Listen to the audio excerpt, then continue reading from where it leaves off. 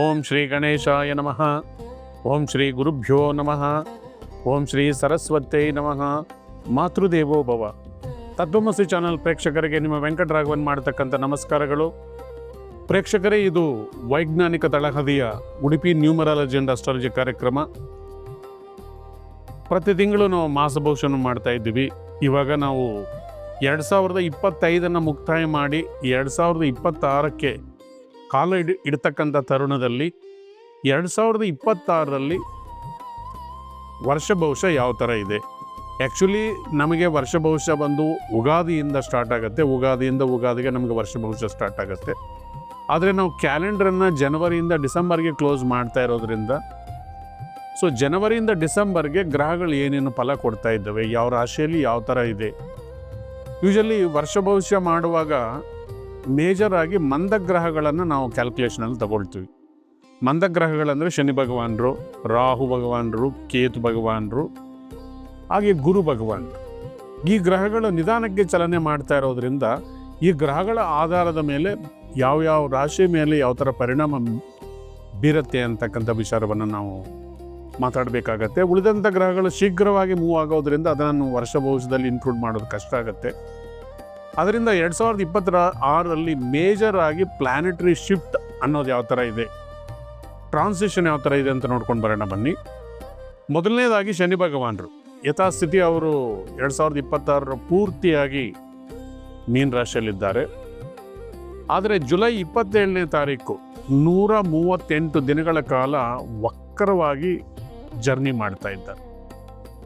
Almost ಅಲ್ಲಿ December 11ನೇ ತಾರೀಕುವರೆಗೂ ಅವರು ವಕ್ರವಾಗಿದ್ದು ಆಮೇಲೆ ರುಜುಗತೆಗೆ ಬರ್ತಾರೆ. ಗುರು ಭಗವಾನರು ಮೇಜರ್ ಆಗಿ ಸಾಕಷ್ಟು ಗ್ರಹಗಳ ಒಂದು ಪರಿಧಿಯಲ್ಲಿ ಸಾಕಷ್ಟು ರಾಶಿಗಳನ್ನು ಬದಲಾವಣೆ ಮಾಡ್ತಾರೆ. ವಿಶೇಷವಾಗಿ 2026ರಲ್ಲಿ 3 ರಾಶಿಗಳನ್ನು ಬದಲಾವಣೆ ಮಾಡ್ತಾ ಇದ್ದಾರೆ. ಜೂನ್ 2ನೇ ತಾರೀಕುವರೆಗೂ ಮಿಥುನ ರಾಶಿಯಲ್ಲಿದ್ದು, ತದನಂತರ ಜೂನ್ 2ರಿಂದ ಅಕ್ಟೋಬರ್ 31ರವರೆಗೂ ಕರ್ಕಾಟಕ ರಾಶಿಯಲ್ಲಿ ಜರ್ನಿ ಮಾಡ್ತಾ ಇದ್ದಾರೆ. ಕರ್ಕಾಟಕ ರಾಶಿಯಲ್ಲಿ ಉಚ್ಚರಾಗಿರ್ತಾರೆ. ಆನಂತರ 31 ಅಕ್ಟೋಬರಿಂದ ಸಿಂಹ ರಾಶಿಗೆ ಪ್ರಯಾಣ ಬೆಳೆಸ್ತಾ ಇದ್ದಾರೆ. ರಾಹುಕೇತುಗಳು ಯಥಾಸ್ಥಿತಿ ಕಾಯ್ದುಕೊಂಡಿದ್ದು ಕುಂಭರಾಶಿಯಲ್ಲಿ ಡಿಸೆಂಬರ್ 5ನೇ ತಾರೀಕುವರೆಗೂ ರಾಹು ಭಗವಾನರಿದ್ದರೆ, ಸಿಂಹರಾಶಿಯಲ್ಲಿ ಕೇತು ಭಗವಾನರು ಡಿಸೆಂಬರ್ 5ನೇ ತಾರೀಕುವರೆಗೂ ಇದ್ದಾರೆ. ಇದು ಗ್ರಹಗಳ ಒಂದು ಮೂಮೆಂಟು. ಮುಂದಿನ ರಾಶಿ ಮಿಥುನ ರಾಶಿ. 2026ರಲ್ಲಿ ನಿಮಗೆ ಗ್ರಹಗಳ ಫಲಾಫಲ ಯಾವ ಥರ ಇದೆ ಅಂತ ನೋಡೋಣ ಬನ್ನಿ. ಮೊದಲನೇದಾಗಿ ಗುರು ಭಗವಾನರು ನಿಮ್ಮ ರಾಶಿಯಲ್ಲೇ ಇದ್ದಾರೆ. ನಿಮಗೆ ಸ್ವಲ್ಪ 2025ರಲ್ಲಿ ಸ್ವಲ್ಪ ತೊಂದರೆಗಳೇ ಆಗಿತ್ತು. ಸಾಕಷ್ಟು ಜನಕ್ಕೆ ಉದ್ಯೋಗದ ವಿಚಾರದಿಂದ ಹಿಡಿದು ಮದುವೆ, ಫ್ಯಾಮಿಲಿ, ಮಕ್ಕಳು, ಈ ವಿಚಾರದಲ್ಲಿ ಎಲ್ಲದರಲ್ಲೂ ಕೂಡ ಸ್ವಲ್ಪ ನಿಧಾನ ಆಗಿತ್ತು. ಈ ಸರ್ತಿ ಜೂನ್ 2ನೇ ತಾರೀಕಿಂದ ಗುರು ಭಗವಾನರು ನಿಮಗೆ ಒಳ್ಳೆ ಫಲಗಳನ್ನು ಕೊಡ್ತಾ ಇದ್ದಾರೆ. ಅಕ್ಟೋಬರ್ 31ನೇ ತಾರೀಕುವರೆಗೂ ಕೂಡ ಗುರು ಭಗವಾನರ ಅನುಗ್ರಹಣೆ ನಿಮ್ಮ ಮೇಲೆ ಇದೆ. ಅಕ್ಟೋಬರ್ 31ರ ನಂತರ ತೃತೀಯ ಸ್ಥಾನಕ್ಕೆ ಬರ್ತಾ ಇದ್ದಾರೆ. ಎಗೈನ್ ಮತ್ತೆ ಅಲ್ಲಿ ಸ್ವಲ್ಪ ವಿಳಂಬಗಳಾಗ್ತಕ್ಕಂಥದ್ದು. ಗುರುಗಳು ಸ್ವಲ್ಪ ಕಾಲ ಮಾತ್ರ ನಿಮಗೆ ಈ ವರ್ಷದಲ್ಲಿ ಒಂದು 5 ತಿಂಗಳು ಮಾತ್ರ ನಿಮಗೆ ಅನುಕೂಲಕರವಾಗಿದ್ದಾರೆ. ಆದ್ದರಿಂದ ಗುರುಗಳನ್ನು ಲಾಸ್ಟ್ ಇಯರ್ ಆರಾಧನೆ ಮಾಡ್ದಂಗೆ ಗುರು ದಕ್ಷಿಣಾಮೂರ್ತಿಯನ್ನು ಮತ್ತು ರಾಘವೇಂದ್ರ ಸ್ವಾಮಿಗಳು, ಸಾಯಿಬಾಬಾ, ನಿಮಗೆ ಯಾರು ಇಷ್ಟ ಗುರುಗಳು ಅವರನ್ನು ಪ್ರತಿನಿತ್ಯ ಆರಾಧನೆ ಮಾಡ್ತಾ ಬನ್ನಿ. ಪ್ಲಸ್ ಶನಿ ಭಗವಾನರು ಕರ್ಮಸ್ಥಾನದಲ್ಲಿದ್ದಾರೆ. ಉದ್ಯೋಗ ಸ್ಥಾನದಲ್ಲಿ 2026 ಪೂರ್ತಿ ಇದ್ದಾರೆ. ಈ ವರ್ಷ ಕೂಡ ನೀವು ಹೆಚ್ಚಿನ ಎಕ್ಸ್ಪೆಕ್ಟೇಷನ್ ಇಟ್ಕೊಳ್ಳೋಕೆ ಹೋಗಬೇಡಿ. ಪ್ರಮೋಷನ್ಸ್ ಆಗ್ಬೋದು, ಇನ್ಕ್ರಿಮೆಂಟ್ಸ್ ಆಗ್ಬೋದು. ಸ್ವಲ್ಪ ಹಾರ್ಡ್ ವರ್ಕ್ ಬಗ್ಗೆನೇ ಗಮನ ಕೊಡ್ತಾ ಬನ್ನಿ. ಎಲ್ಲರನ್ನೂ ಕೂಡ ಕಾನ್ಫಿಡೆನ್ಸಿಗೆ ತಗೊಳ್ಳಿ.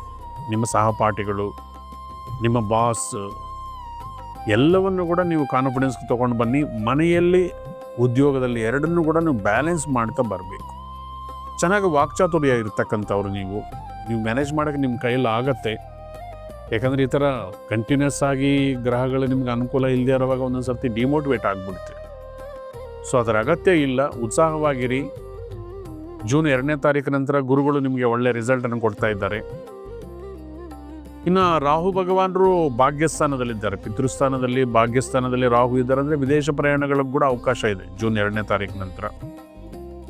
ಸೊ ರಾಹು 9ನೇ ಮನೆಯಲ್ಲಿರೋದರಿಂದ ಈವನ್ ಫಾರಿನ್ ಉದ್ಯೋಗ ಜೊತೆಗೆ ವಿದ್ಯಾಭ್ಯಾಸ, ಇಂಪೋರ್ಟೆಂಟ್ ಎಕ್ಸ್ಪೋರ್ಟು, ಫಾರಿನ್ ಕಂಪ್ನಿಗಳ ಜೊತೆ ವ್ಯವಹಾರಗಳನ್ನು ಮಾಡೋದು ಕೂಡ ನಿಮ್ಗೆ ಅನುಕೂಲಗಳಾಗತ್ತೆ. ಆದರೆ ತಂದೆ ಬಿಸ್ನೆಸ್ಸು, ತಂದೆ ಆರೋಗ್ಯದ ಬಗ್ಗೆ ಸ್ವಲ್ಪ ಗಮನ ಕೊಡ್ತಕ್ಕಂಥದ್ದು ತುಂಬ ಒಳ್ಳೆಯದು.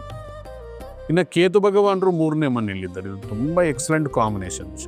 ಯಾವುದೇ ಪಾಪಗ್ರಹಗಳು 3ನೇ ಮನೆಯಲ್ಲಿದ್ದಾವಂದರೆ ನಿಮ್ಮ ಶ್ರಮೆಗೆ ತಕ್ಕಂಥ ಫಲ ಇದ್ದೇ ಇರುತ್ತೆ ಯಾವಾಗಲೂ. ಸೊ ಅದರಿಂದ 3ನೇ ಮನೆ ವಿಕ್ರಮ ಸ್ಥಾನ, ಕೇತು ಭಗವಾನರಿದ್ದಾರೆ. ಸ್ವಲ್ಪ ಭಕ್ತಿ ಮಾರ್ಗದಲ್ಲಿ ಹೋಗ್ತಾ ನಿಮ್ಮ ಪೆಂಡಿಂಗ್ ಕೆಲಸಗಳನ್ನು 2026ರಲ್ಲಿ ಪೂರ್ಣವನ್ನು ಮಾಡ್ಕೊಳ್ಳಿ. ಎಫರ್ಟ್ಸಿಂದ ಪೂರ್ಣ ಮಾಡ್ಕೊಳ್ಳಿ. ಶನಿ ಭಗವಾನರ 10ನೇ ಮನೆಯಲ್ಲಿರೋದರಿಂದ ಸ್ವಲ್ಪ ಹನುಮಾನ್ ಚಾಲೀಸ, ಶನಿದೇವರ ಆರಾಧನೆ, ಶನಿವಾರ ಎಳ್ಳು ದೀಪವನ್ನು ಹಚ್ಚತಕ್ಕಂಥದ್ದು ದೇವಸ್ಥಾನದಲ್ಲಿ, ಬಡವರಿಗೆ ಶನಿವಾರ ದಾನ ಧರ್ಮಗಳನ್ನು ಮಾಡ್ತಕ್ಕಂಥದ್ದು, ಕಪ್ಪು ಪ್ರಾಣಿಗಳಿಗೆ ಆಹಾರವನ್ನು ಕೊಡ್ತಕ್ಕಂಥದ್ದು, ಪಕ್ಷಿಗಳಿಗೆ ಅಥವಾ ಪ್ರಾಣಿಗಳಿಗೆ ಆಹಾರವನ್ನು ಕೊಡ್ತಕ್ಕಂಥದ್ದು, ಸಂಯಮದಿಂದ ಇರಿ, ಮೌನವಾಗಿರೋದಕ್ಕೆ ಪ್ರಯತ್ನ ಮಾಡಿ. ಯಾವುದಾದ್ರೂ ಒಂದು ಮೂಲೆಯಲ್ಲಿ ಕೂತ್ಕೊಂಡು ಓಂ ಶನೈಶ್ವರಾಯ ನಮಃ, ಓಂ ಶನೈಶ್ವರಾಯ ನಮಃ, ಓಂ ಶನೈಶ್ವರಾಯ ನಮಃ ಅಂತ ಮಂತ್ರಜಪವನ್ನು ಮಾಡ್ತಾ ಬನ್ನಿ. ಗುರುಗಳ ಅನುಗ್ರಹಣೆಗಾಗಿ ಪ್ರತಿನಿತ್ಯ ಹಿರಿಯರ ಆಶೀರ್ವಾದ ತಗೊಳ್ತಾ ಬಂದಿದ್ದರೆ 2026 ಸೆಕೆಂಡ್ ಹಾಫ್ ಒಳ್ಳೆ ಜಯವನ್ನು ಕೊಡ್ತಾ ಇದೆ. ಧೈರ್ಯವಾಗಿರಿ, ಒಳ್ಳೆಯದಾಗಲಿ.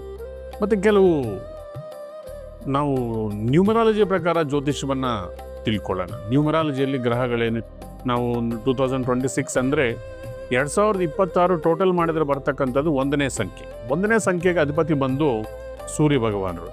ಹೋದ ವರ್ಷ 2025ರಲ್ಲಿ ಕುಜರ ಅಧೀನದಲ್ಲಿತ್ತು. 2025 ಅಂದರೆ ಟೋಟಲ್ 9ನೇ ಸಂಖ್ಯೆ. 9 ಅಂದರೆ ಅಗ್ನಿ ಸಂಖ್ಯೆ ಆಗಿತ್ತು, ಕ್ಷತ್ರಿಯ ಸಂಖ್ಯೆ ಆಗಿತ್ತು. ಕುಜ ಬಂದು ಯುದ್ಧವನ್ನು ರೆಪ್ರೆಸೆಂಟ್ ಮಾಡ್ತಕ್ಕಂಥ ಗ್ರಹ ಆಗಿರೋದ್ರಿಂದ ಪ್ರಪಂಚದಾದ್ಯಂತ ನಾವು ಯುದ್ಧಗಳನ್ನು ನೋಡಿದ್ದೀವಿ. ನಮ್ಮ ದೇಶದಲ್ಲೂ ಕೂಡ ಆ ಥರದ ಒಂದು ಸಂದರ್ಭ ಬಂದು ಹೋಯಿತು. ಸೊ ಈ ಕೆಲವು ಯುದ್ಧಗಳು ನಿಂತು ಹೋಗಿದ್ವು, ಇನ್ನು ಕೆಲವು ಯುದ್ಧಗಳು ನಡೀತಾನೆ ಇದ್ದಾವೆ. ಓವರಾಗಿ ಕುಜನ ಪ್ರಭಾವದಿಂದ, ಅಗ್ನಿತತ್ವದ ಪ್ರಭಾವದಿಂದ ಪ್ರಪಂಚದಾದ್ಯಂತ ಸಾಕಷ್ಟು ಕಡೆ ಅಗ್ನಿ ಅನಾಹುತಗಳು ನಡೆದು, ಅಮೇರಿಕದಲ್ಲಿ ಒಂದು ದೊಡ್ಡ ಫಾರೆಸ್ಟ್ ಸುಟ್ಟೋಯ್ತು. ಸಾಕಷ್ಟು ಅಗ್ನಿ ಅವಘಡಗಳು ನಡೆದಂಥ ವರ್ಷ 2025.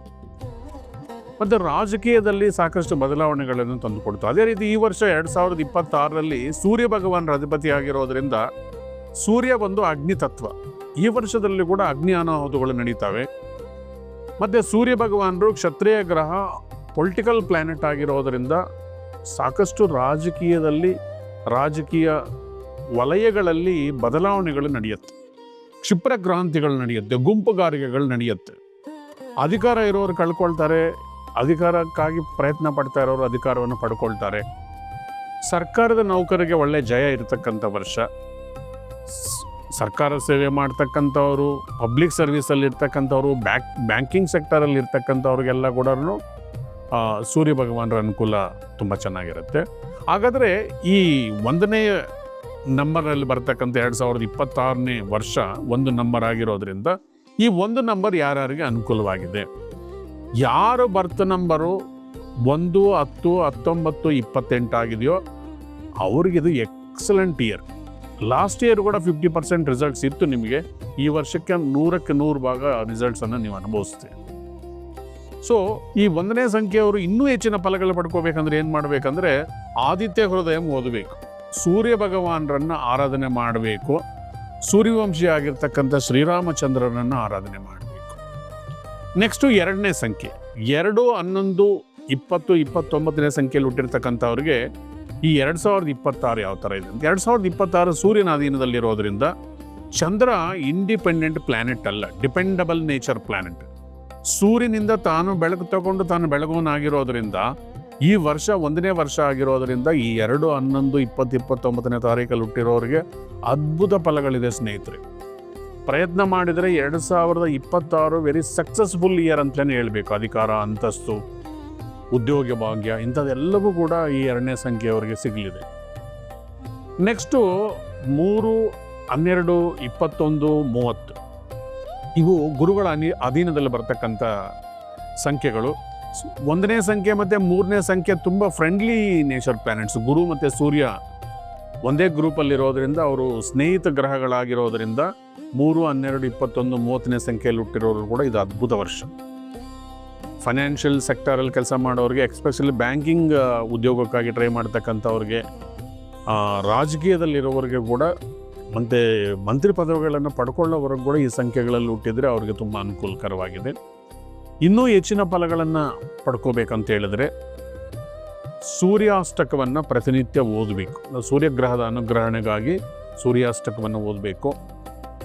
ನೆಕ್ಸ್ಟ್ ಬರ್ತಕ್ಕಂಥ ಸಂಖ್ಯೆ 4ನೇ ಸಂಖ್ಯೆ. 4, 13, 22, 31ನೇ ಸಂಖ್ಯೆಯಲ್ಲಿ ಹುಟ್ಟಿರ್ತಕ್ಕಂಥವ್ರಿಗೆ 1ನೇ ಸಂಖ್ಯೆನೇ ಶಾಡೋ ಈ 4ನೇ ಸಂಖ್ಯೆ ಆಗಿರೋದ್ರಿಂದ 4ನೇ ಸಂಖ್ಯೆಯವರೆಗೆ ಈ ವರ್ಷ ವಿಶೇಷವಾಗಿ ಅದೃಷ್ಟ.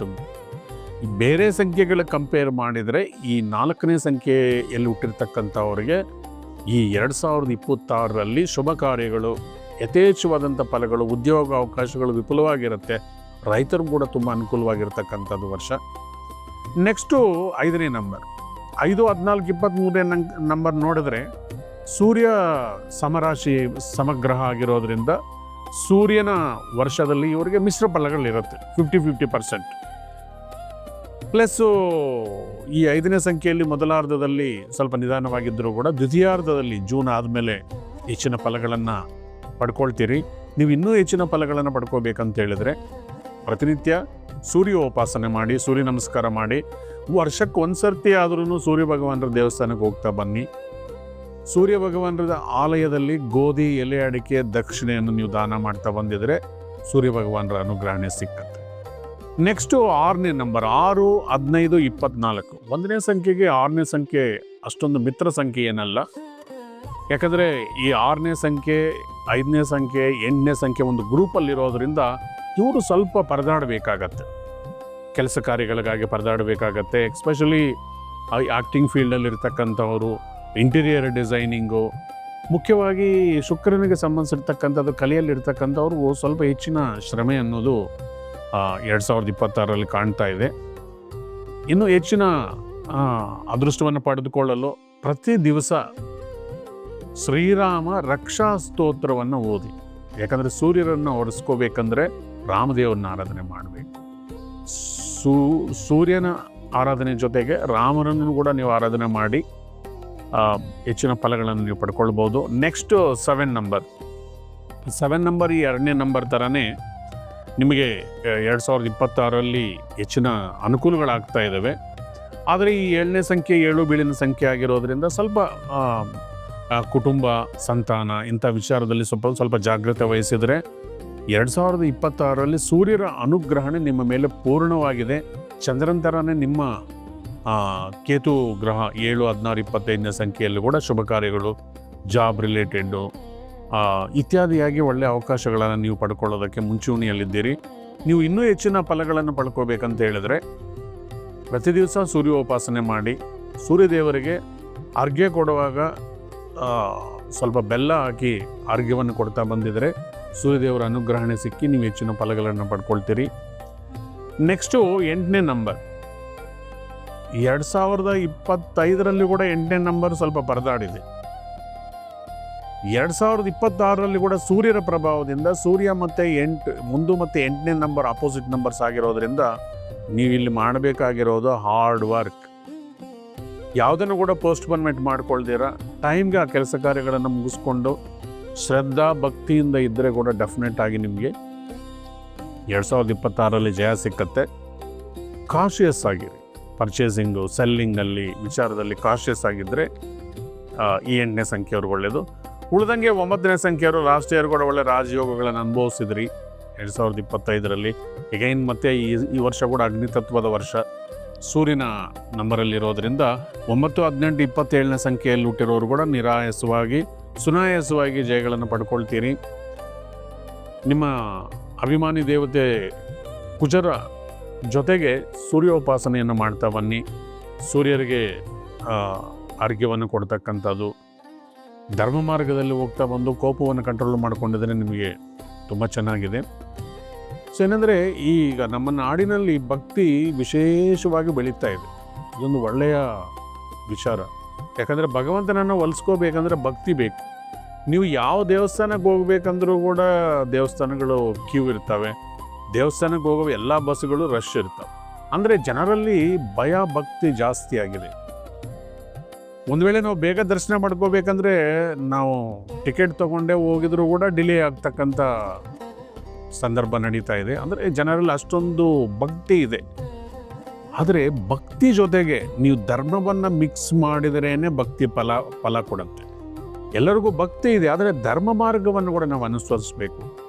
ಭಕ್ತಿ ಭಯ ಇದರ ಜೊತೆಗೆ ನಾವು ಧರ್ಮವನ್ನು ಅಳವಡಿಸ್ಕೊಂಡು ದಯೆ ಧರ್ಮ ಇಂಥದನ್ನು ನಾವು ಸೇರಿಸ್ಕೊಂಡಿದ್ರೆ ನಿಮ್ಮ ಭಕ್ತಿಗೆ ಒಂದು ಬೆಲೆ ಬಂದು ಭಗವಂತನ ಆಶೀರ್ವಾದ ನಿಮಗೆ 100ಕ್ಕೆ 100 ಭಾಗ ಸಿಕ್ಕಿ ನೀವು ತುಂಬ ಸಂತೋಷವಾಗಿರ್ತೀರಿ.